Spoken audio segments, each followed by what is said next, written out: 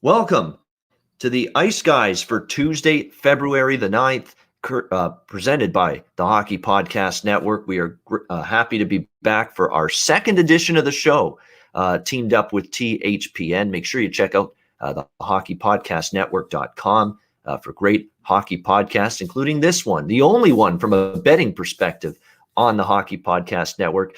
Ian Cameron, along with Alex B. Smith and Jimmy Murphy, ready to break down this Tuesday NHL card with one change that has taken place. Obviously, the Flyers and the Capitals were scheduled to face off tonight in Tuesday night action in the NHL, but that game has been postponed due to a positive test with the Flyers, namely Travis Sanheim, the defenseman. So COVID issues continue to be a prevalent and unfortunate story in NHL this season. But as Queen once said so eloquently, the show must go on. That's exactly what we've got. And that's exactly the way you got to go about this. Game gets postponed. As a bettor and a handicapper, you just move on to the next one. See if you can find the edge. So let's break down this Tuesday card and get it going. We'll start with the Edmonton Oilers taking on the Ottawa Senators. Back-to-back nights that these two teams are going head-to-head against one another.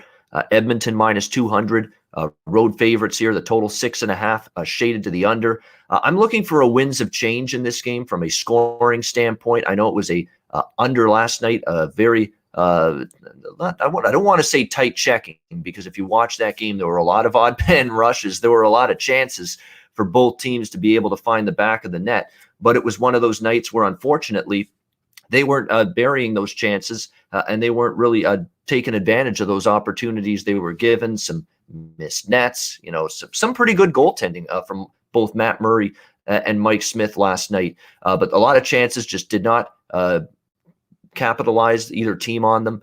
I think you're going to get that changing a little bit tonight, kind of like the back-to-back situation. We've seen some very distinct patterns, especially when it's the same two teams in back-to-back nights.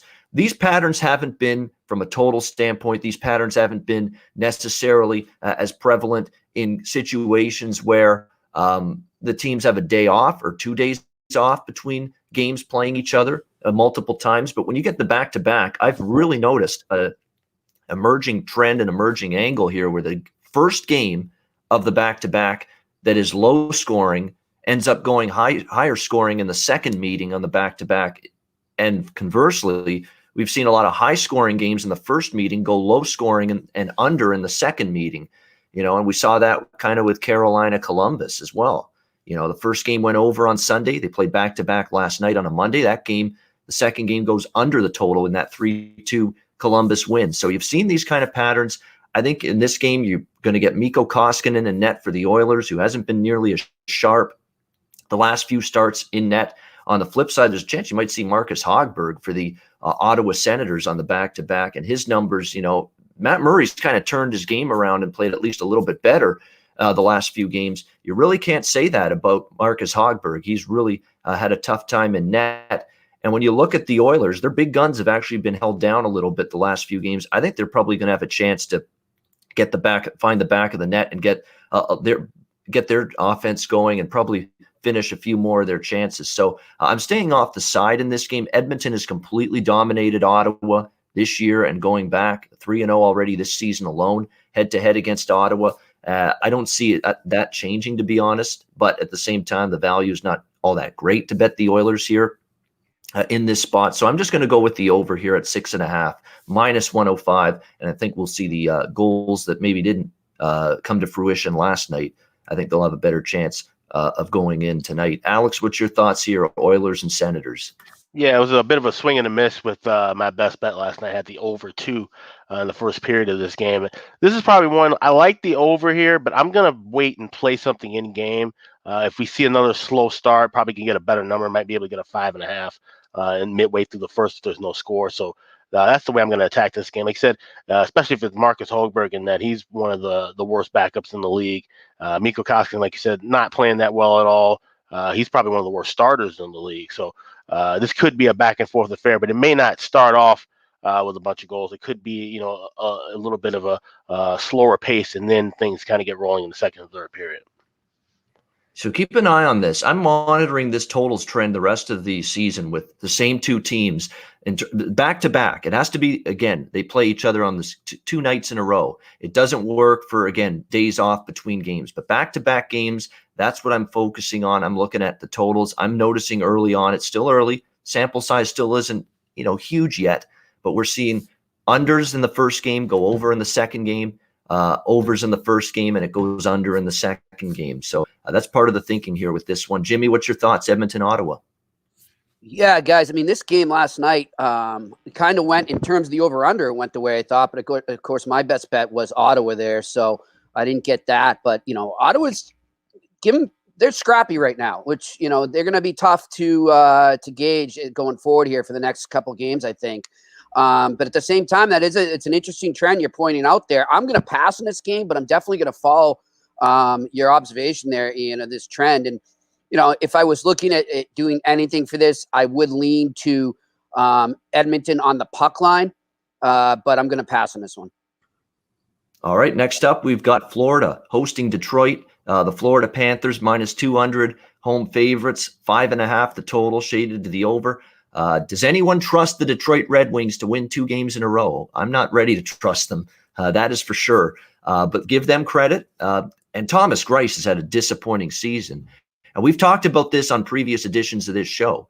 You're playing with the New York Islanders, for the last couple of seasons. And a Barry Trotz coached, defensive-minded, well-structured, solid, fundamentally sound in their own zone. That's the kind of team that was playing in front of Thomas Greiss these last couple seasons. Now you go to the Detroit Red Wings, a very young team, inexperienced team, very much a rebuilding project going on for Steve Yzerman and the Red Wings. And now all of a sudden you're seeing much more high-quality chances, high-danger scoring opportunities than you ever did, or more than you routinely did anyway, with the New York Islanders. So that's probably played a part in the struggles, of Thomas Greiss. The Detroit Red Wings have certainly, everybody's talking about John Tortorella, benching a player because it's John Tortorella, and nobody's talking about when the other coaches do it. Jeff Blashill did it the other night to Anthony Mantha of the Detroit Red Wings, sat him down, saying his defensive game hasn't been up to par. And when you're a forward, and he's a guy that's counted on for offense, obviously, piling up points, scoring goals, producing on the power play, 5-on-5, but you also have to pay attention as a forward to the defensive side of the puck, back checking, being in good position. They always talk in NHL, coaches do, third man high. You've got to be that kind of forward in the defensive zone so that you're able to, be in the right position, thwart an offensive chance from the opposition, and turn that into an offensive attack in the other direction. And apparently Jeff Blashill wasn't thrilled about Mantha's play away from the puck. So that's why he didn't play the last game. Detroit is still without Tyler Bertuzzi as well, key forward for this team. Dylan Larkin's been great. That's the one positive you can say overall, even though this is a team that still only won 3 games on the season, is that Dylan Larkin has played well, 9 points already for him this season. Was named the captain, of course, in the offseason. Probably the obvious. You can't fault the Red Wings for going in that direction with him as the captain. So there's positives here with Detroit, but when you look at Florida, they've been very good bouncing back off a loss. I expect more of the same here from them tonight. And you look at Detroit, and we were basically all shaking our heads, no. Do we trust them to win 2 games in a row? And here's the reason. Detroit's 1-7 in the last 8 tries off a win. So there you go. 1-7 in their last 8 games following a victory, which tells you win streaks are very few and far between for this team. So I tried to find value with Florida. It's obviously way too big of a money line price. We're talking about Florida in the minus 200 range in this game. So I trimmed them down to a minus 135 price here and took them in regulation. Again, for those of you that are new to the NHL betting circles, that's also called a 3-way money line, or you can call it a regulation line, where you have the opportunity to bet a team at a better price, usually a favorite. And as long as they win in 60 minutes and they win without the game going to overtime or a shootout, you cash your ticket. So that's the route I took here, Florida in regulation, minus 135. Alex, what's your thoughts here with the Red Wings and the Panthers? Yeah, I'm going to go with Florida on the puck line here. And this will be the first puck line I played all season at plus 120. He said you just can't trust Detroit to string together back-to-back solid performances. And I think so. The Florida team, they won the last 8 meetings before losing this last meeting. So this is definitely a spot here where I think Florida will really just kind of be all hands on deck, take advantage of Grice. Like I said, just been playing really poorly as of late, 1-7-2 on the season right now. So Florida on the puck line is my play. All right, Florida puck line laying the goal and a half for Alex at a nice plus price with that one. Jimmy, your thoughts on Detroit, Florida?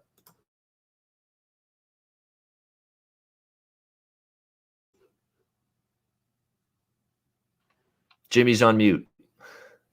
Turn that mic on.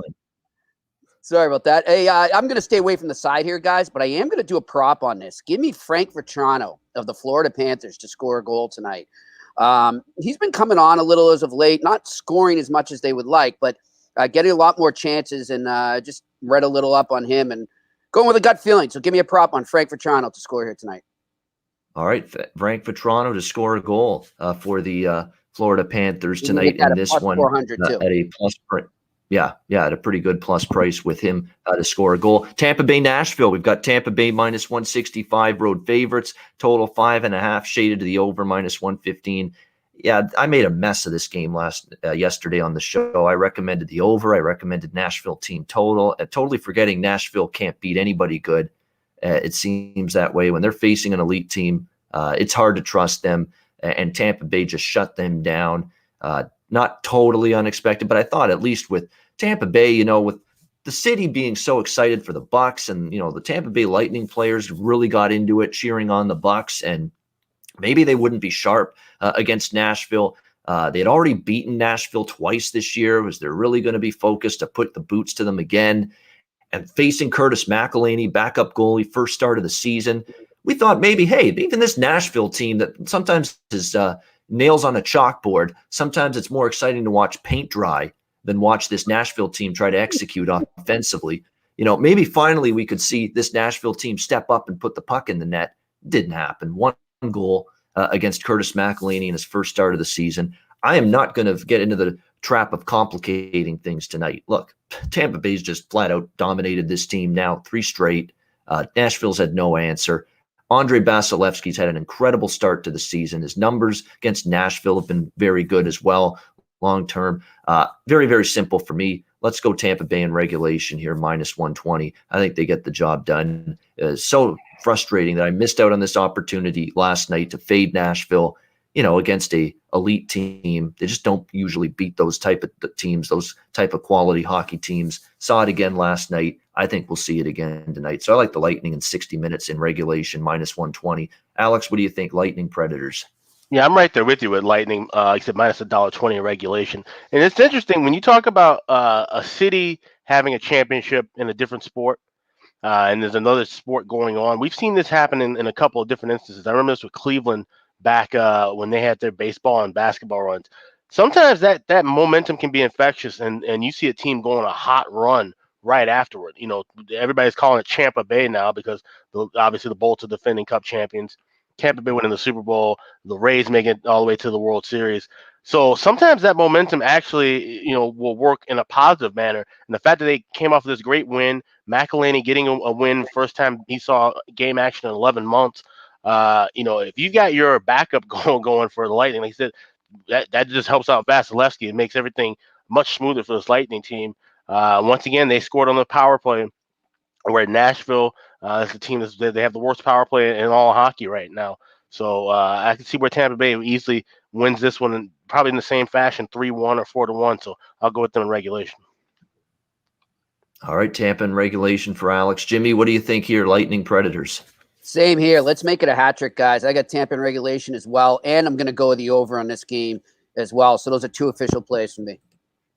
All right, Tampa in regulation, minus 120, and also over 5.5, around minus 115 in this game for Jimmy. Next up, Chicago taking on Dallas. We've got the Dallas Stars, minus 150, home favorites, total 5.5, shaded to the over. We have a little, sometimes a chit chat, the Ice Guys before we start our shows, and I was having one with Alex. We were talking about how Chicago, has definitely played some better hockey than we anticipated. They're buying into what the head coach, Jeremy Colleton, is selling right now. They've committed to better defensive team hockey. We've seen that. And hell, they're getting some saves. It's amazing how all of a sudden, you start to win games when your goaltender can make a couple big saves for you. And, it's been most of the season Kevin Lankinen, but let's give Malcolm Subban credit in Sunday's win against the Dallas Stars. Very, very impressive job by him in net for the Blackhawks. And all of a sudden, and we know Chicago firepower has never been their problem. It's never been an issue in terms of scoring goals and finding the back of the net. But being able to play a little bit more sturdy and staunch defensively has definitely been a positive for this Chicago team as they play Dallas. Dallas hasn't necessarily looked right their last few games.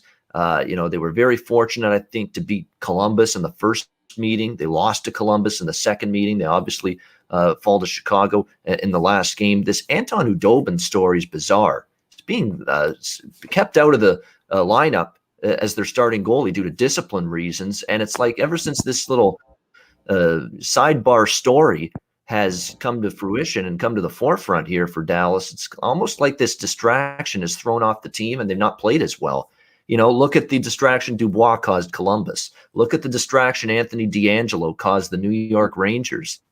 And I think now in the same vein, we're kind of seeing that right now with this Anton Khudobin situation here for the Dallas Stars. And Jake Ottinger looks like he's going to be back in between the pipes again for the Dallas Stars. So, Dallas has this little off-ice issue that they don't, is a distraction. It's just a nuisance that I don't think is always a good thing for team performance on the ice.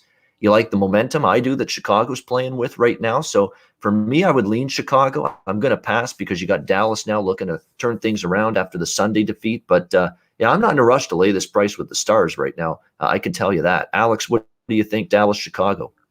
Yeah, it is an interesting story. The thing that I read about with Khudobin was that he didn't sleep well on Friday, and he slept in and missed his alarm for Saturday's practice, and that's the reason why he didn't even dress for Sunday's game. But Rick Bowness liked how Ottinger played in net despite the loss, so he wanted to give him another start.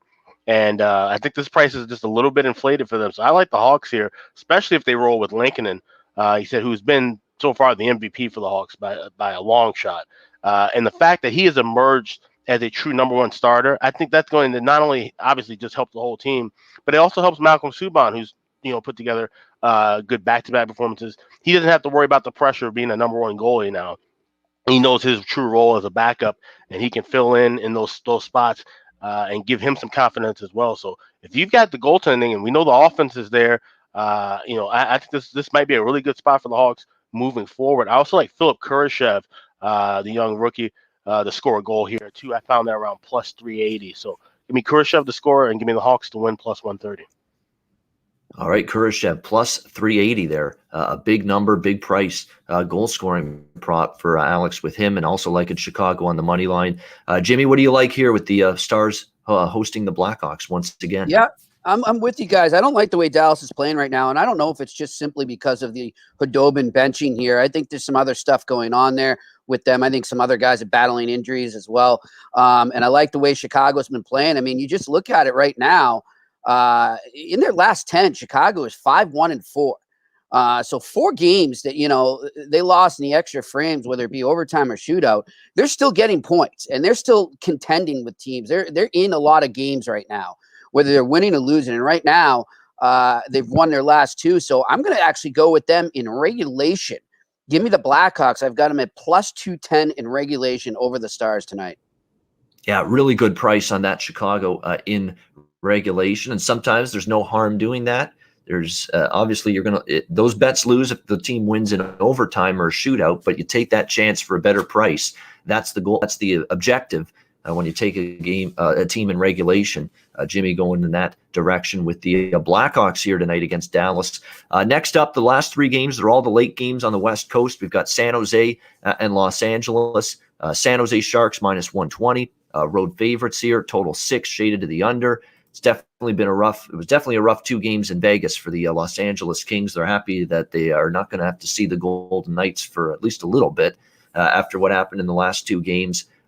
Jonathan Quick struggling in net. Cal Peterson, I think, is the guy you got to go to. He didn't have a great game the other night, but he's still, I think, been a guy that I've trusted more in net for the Kings. You know, they've actually had some pretty good offensive showings from the likes of Adrian Kempe's had a great season offensively for the LA Kings so far. Kopitar's been putting up the points for the LA Kings. So there's been some signs of hope. I'm sure they're going to want to bounce back for 2 straight games or 2 straight losses to Vegas. On the flip side, you got this San Jose team that, look, I certainly am not taking them as road favorites here in this game. San Jose coming into the season, my plan of attack for the Sharks was bet against them, bet overs in their games. I think still San Jose has one of the worst combinations in the NHL of defense and goaltending. Any team in the NHL, they don't have a 6 defenseman that you can say, wow, I trust them to contain speed.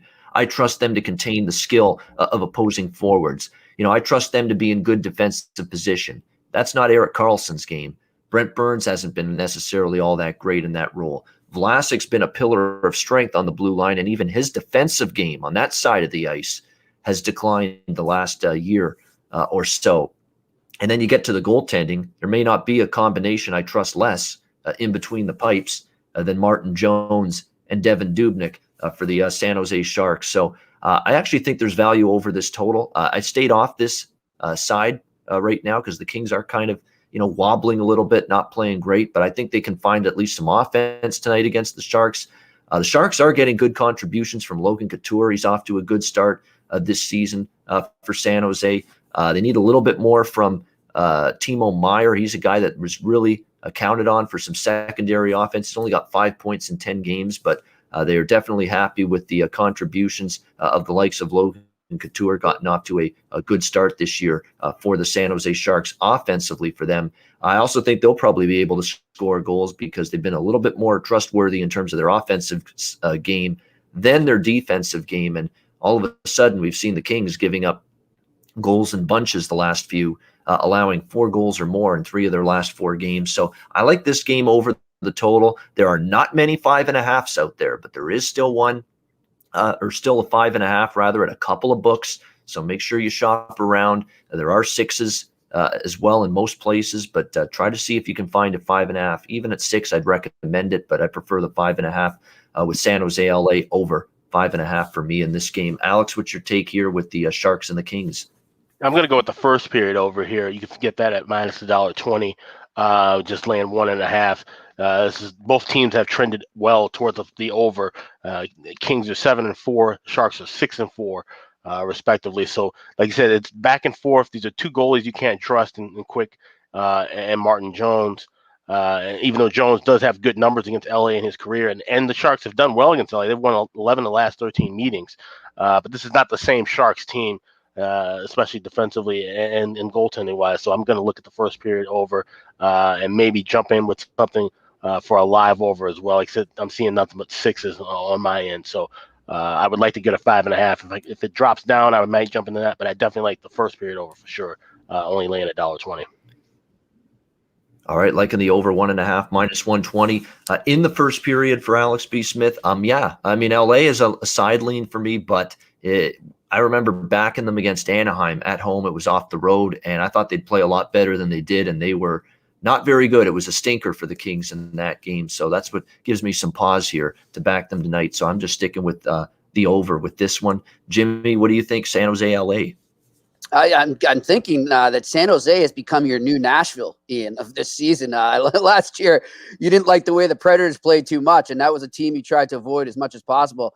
So I'm seeing that with the Sharks, and I'm with you. I don't like touching many games that they're in. I'm going to pass on this, but if I had to, I would lean towards the over as well. All right, good stuff. And Anaheim, guys, Vegas. News here. Yeah. I don't know if you guys just saw this, but the Pittsburgh Penguins have named Ron Hextall as their general manager. And here's a big shocker. Also, Brian Burke as their president of hockey operations of the Pittsburgh Penguins now. So that just came across the wire. Oh, wow. So I guess Sportsnet is out the window for him now. Yeah, that job's out gone now. That's kind of disappointing because he had that curmudgeon, he was great.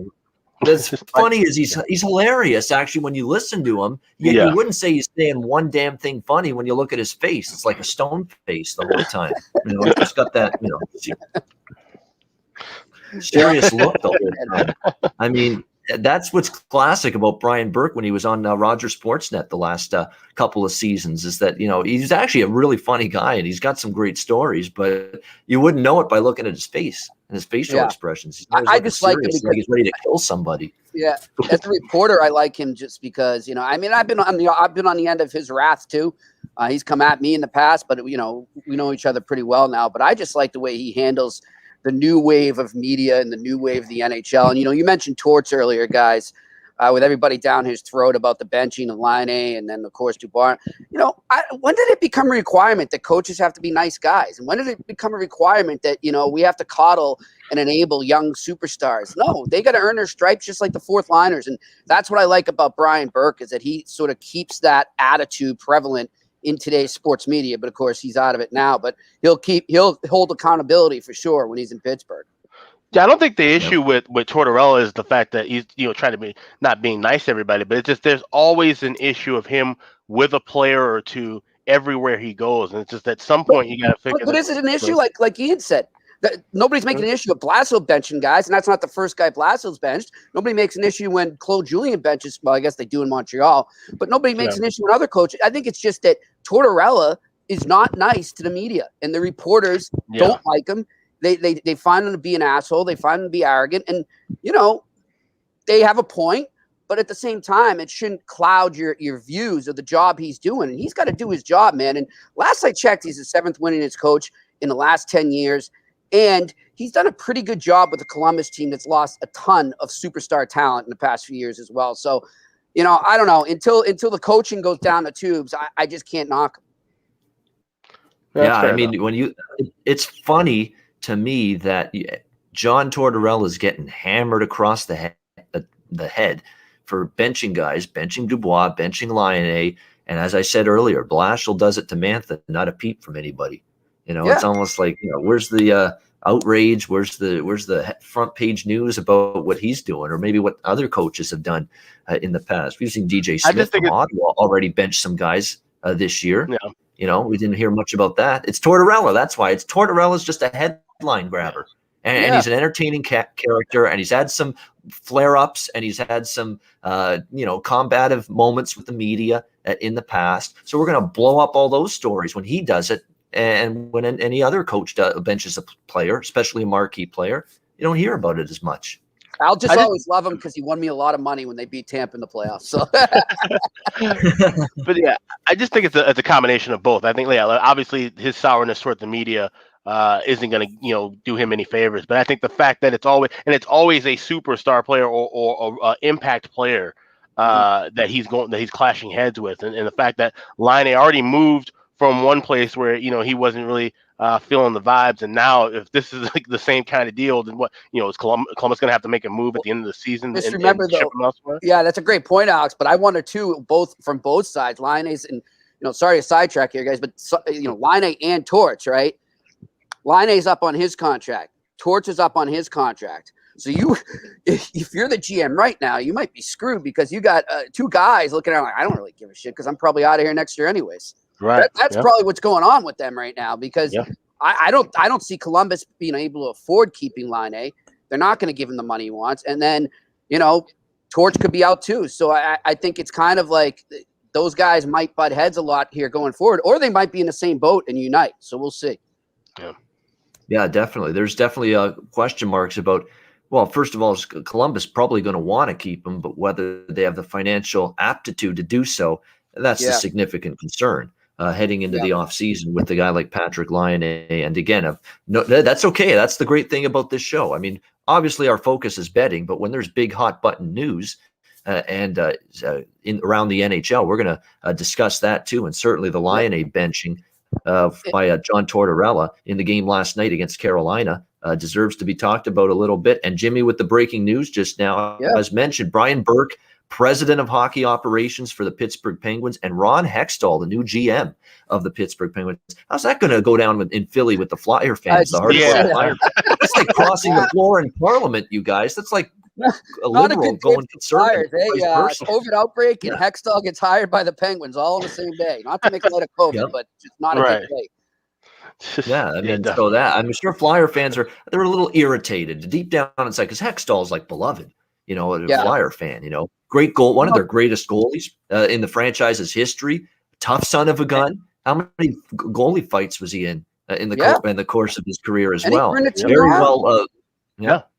Yeah, he did a great job. I still think that was a mistake when they fired him. I mean, look at the way he built that team back up. And I mean, some of the defensemen he was in charge of drafting there, he did a great job. He did a great job in LA. I mean, I think Mhm. that's a great hire for Pittsburgh. But guys, going back gambling wise to our whole line A conversation, I think something to watch gambling wise now is how he responds. And, to those goal props now, you're going to get a little more value right now. Could you look at it and say, okay, I can get some good value here for a guy trying to redeem himself and shut his coach up? That's something to keep an eye on. We saw Dubois respond the first time when he got called out by Tortorella. Dubois responded big time. But the second Right. time he said, I'm out of here, and didn't even try. So, but that's something to watch gambling wise to see how guys that are benched respond the next few games. Yeah, definitely. And I would Roslovic think and playing well hope. too. Certainly, I would hope. Yes, Yeah. Roslovic also. Everybody Yeah. forgets that he came to Columbus in that deal with the Winnipeg Jets, and this guy's now scored in multiple games for the Yeah. Columbus Blue Jackets. And Columbus there's a kid, reason too, why right? Laine is. Yeah, and there's a reason why Laine is stuck, like glue to Roslovic on the bench. Obviously they're two guys that played for the same team for a long time. Familiarity makes the transition to a new team easier when you're going to that new team with somebody from the team you just played with, and makes the transition a little bit easier. So, breaking news here on the Ice Guys. See, we're newsbreakers as well. We're not only NHL bettors and handicappers, we're newsbreakers too. Of course, Jimmy plays a big part in that. 2 games left on the card, Anaheim and Vegas. We've got the Golden Knights minus 215 to as high as minus 230 here in this game. Total 5.5 across the board. What can you say about the Golden Knights? Rust. Wow. My gosh, what a great performance from them. The 2 games back from that shutdown, 9 days without playing, and they don't look like they were affected one iota by it. As they take care of business twice in a row against the LA Kings. I would expect them to beat Anaheim here as well. Anaheim offensively continues to struggle, and Ryan Getzlaf too, probably not going to suit up as well for the Ducks tonight as he battles injury. And it's just, it's a paper-thin forward group. I mean, you don't see anyone on this roster right now that can consistently find the back of the net for the Ducks. It continues to be a problem. A lot of their games, they've been held below 3 goals this season. It's not going to get any easier for them. So I don't want the dog. Obviously, it's well priced with Vegas, so don't see a lot of value in their side either. So this is a pass for me getting involved in this game. Alex, what do you think here? Anaheim versus Vegas. I'm gonna take a shot with Vegas team total over 3.5. You can get around plus 110 or even money. Like you said, there's just no rust, no slowdown with this Knights team at all. And the Ducks, I feel like we're gonna see a stretch with them, kind of like what we've seen with the Islanders, even though the Islanders got the win last night. But what I was mentioning in yesterday's episode about how they've had to be so defensive minded, they don't have that support offensively that they start to wear down a bit. Gibson can't do it all night after night. He starts facing 35, 40 shots game in and game out. That could be an issue. And if he wears down, the Ducks are in deep trouble. So I'm going to go with Vegas team total over for this game. All right, like in Vegas team total over the 3.5 here for Alex B. Smith. Jimmy, what do you think? Ducks, Golden Knights. Well, like you guys said, man, I mean, they just blew that rust theory right out of the water. Good on Pete DeBoer and good on the Vegas Golden Knights there. And, coming into the season, guys, they were a team that I thought was maybe getting a little too much hype, both in gambling circles and in media circles as well. And they, what they just did coming off that break, that unplanned break, where you have to sort of make shift. Am I going to practice today? Give the guys the day off? How do I handle it? Coming out of that, the way they have, I think cements to me right now that they are a legit cup contender. Give me Vegas on the puck line here. All right, Vegas puck line minus 1.5 for Jimmy, laying the 1.5 with the Golden Knights. And they're a tough team to stand in front of right now. There's no question about that, especially on this home ice here at T-Mobile Arena, where they've played extremely well. Next up, final game. It should be a good one. Winnipeg taking on Calgary. These teams have played each other a lot. So we've seen familiarity 3 games in a row last week in Winnipeg with these 2 teams. And now we're going to see them face off again tonight in Calgary. We've got the Flames minus -135, home favorites, total 6, shaded to the under. I think this is a pretty decent spot for Calgary. They struggled against Winnipeg last week.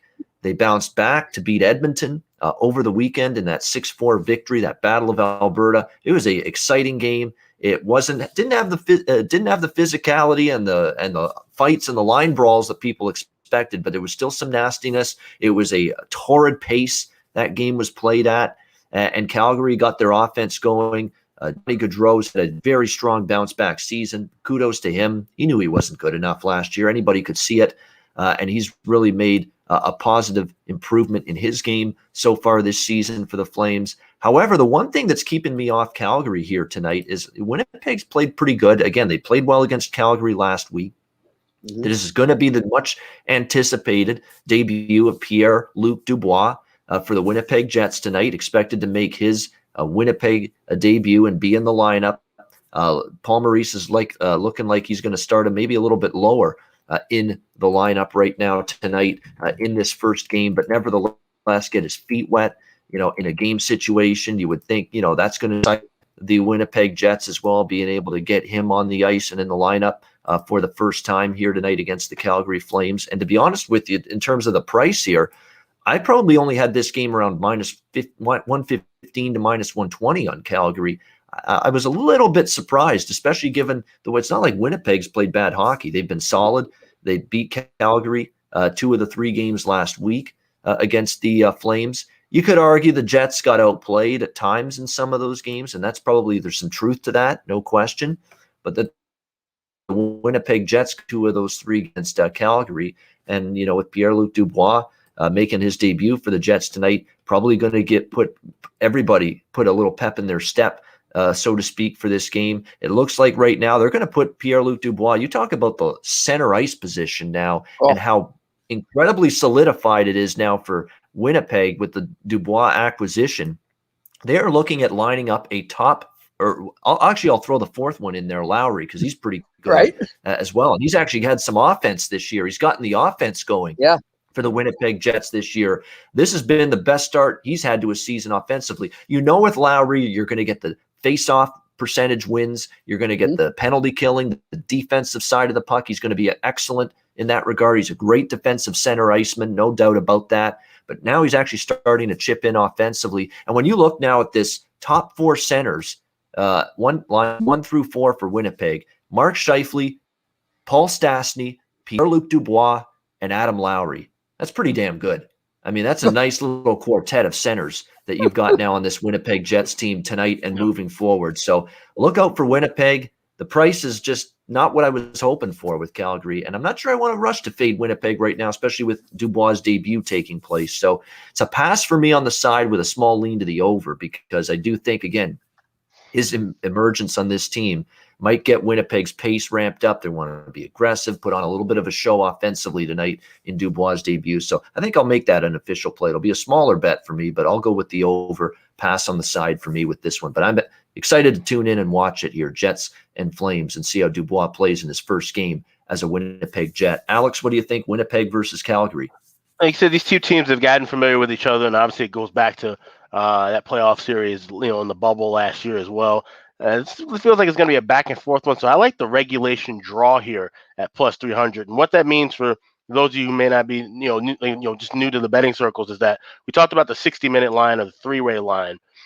You'll see a draw posted, usually around a price between +280 up to as high as 320. And what that means is the game going into overtime. So sometimes you can also find this prop as, will the game go to overtime, yes or no? And it'll be listed around the same price. So I think this could be a back and forth battle, and I think we'll see this one go past 60 minutes. So give me the regulation draw at +300.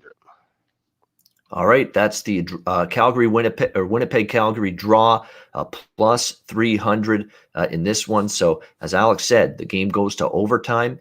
That bet cashes. It's as simple as that when you bet the draw option on the 3-way money line. Now, some books you can bet the draw option. There's actually some books that actually offer the overtime prop. Will the game go to overtime? So that's the other way you could bet that, yes or no. So depending on the sports book would be the way you would place that bet if you want to take a chance with the game going to overtime. Jimmy, what's your thoughts here with the Jets and the Flames? Well, great minds think alike, Alex. I love the draw in this game, and I also like the over a lot too.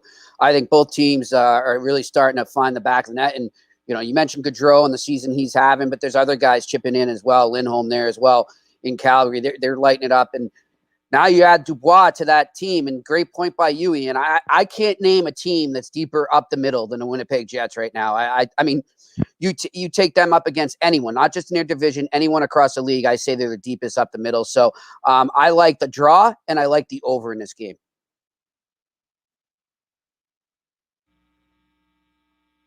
Oh, I think Ian's muted. Yep. All right, the draw and the over for Jimmy Murphy with Calgary and Winnipeg. I spread the mute the final today, game sorry. Final game on this Tuesday card. So that's it. That's going to wrap up our Tuesday breakdown. We're getting used to things here with the Hockey Podcast Network, our newer version of the Ice Guys show. Definitely. Before we get to best bets, public service announcement, make sure you check out the DraftKings Sportsbook app. And make sure you sign up for an account. First of all, do that. Use the promo code THPN, the Hockey Podcast Network. And when you're there, bet the over in the LA Lakers Denver Nuggets game. That's an option you have. It's going to be a big NBA matchup coming up on Sunday. You'll be able to boost your bet if you do get involved with that game. So again, you get a great deal signing up with DraftKings, the Sportsbook app. And again, use the promo code THPN to get involved with that. We are in partnership with the Hockey Podcast Network with the DraftKings Sportsbook app. And speaking of that, we're going to be doing some educational how-to videos in terms of NHL betting. We'll be recording those in the next couple of weeks too, because we understand we're talking to an audience that is just learning. There's going to be some people that are new to betting sports, new to betting NHL, and we want to help them out as well. Understand, the different types of bets you can place, money lines, totals, props, different prop bets you can make. So definitely, we will be doing some videos and some educational, just informational NHL betting basics type of stuff in the next coming couple of weeks here. We'll be recording those here, the Ice Guys crew, and hopefully you'll find it informative and helpful for you, especially if you're new and not as familiar or experienced betting sports or betting the NHL. It's definitely something that will help you out in the future for sure. So we're looking forward to recording those as well. All right, before we call it a show, as always, wrapping it up with best bets. Hopefully for us, it's a slump buster day when it comes to the best bets. Took one on the chin last night with them, but we'll see what Tuesday has to offer in terms of best bets. Alex, we'll start with you. What's your Tuesday best bet? This team is playing way better than we all thought they would, and the guys in the locker room, the quotes that are coming out saying that they're buying into the system of Coach Jeremy Colden, and things are just moving well for the Hawks right now. So I'm going to go with Chicago plus 130 as my best bet. Like I said, the offense is clicking. They're finally getting some solid goaltending, and the way that Dallas is playing now, they've lost 4 of the last 5. This is a prime spot for the Hawks to take another game down there in Dallas. All right, Chicago plus 130, best bet for Alex B. Smith, Chicago Blackhawks against the Dallas Stars. Jimmy, what's your best bet? My best bet, guys, is going to be the one we just finished off with there. I'm going to do the over in that Winnipeg-Calgary game is my best bet there. And, some more, but rather horribly unfortunate news, guys, breaking across now. I don't know if Alex has seen this, but shooting at a health clinic close by to Minneapolis in Buffalo, Minnesota. So, thoughts go out to them, man. Yeah. Yeah, it's Is that close to you, Buffalo, Minnesota? Buffalo's a little far. Yeah. Okay. Yeah, it's weird. Yeah. They keep saying St. Paul police are reporting. I'm like, it didn't seem that close. Yeah, it's a little bit of a stretch, but yeah, that's been the breaking news. Like I said, for about an hour now. It was a couple of different incidents that happened. There was also a bomb scare as well involved in that. So just really kind of chaotic stuff that's coming in the last hour with that. Yeah. Thoughts and prayers to anyone involved in that awful news, to be sure. So Jimmy, Calgary, Winnipeg over 6 for his best bet. Mine, I'm going with a total as well tonight with the San Jose game. We're going to go to San Jose, LA over 5.5 minus 126 is out there at Bet Online among other books. So make sure you shop around for 5.5 if you can find it. If it's 6, at the book that you bet, that's fine too. I would still take it at that number as well. San Jose, Los Angeles, over 5.5. That is going to be my best bet for the Tuesday, February 9th NHL card. And that wraps up another edition of the Ice Guys, presented by the hockeypodcastnetwork.com. Make sure you check that website out. Great NHL podcasts for every team, including, of course, our podcast here, breaking things down from an NHL betting perspective. For Alex B. Smith and Jimmy Murphy, I'm Ian Cameron. Have a great Tuesday night. Cash some tickets on the ice. Enjoy the games and good luck. We will see you again tomorrow on Wednesday for another edition of the Ice Guys.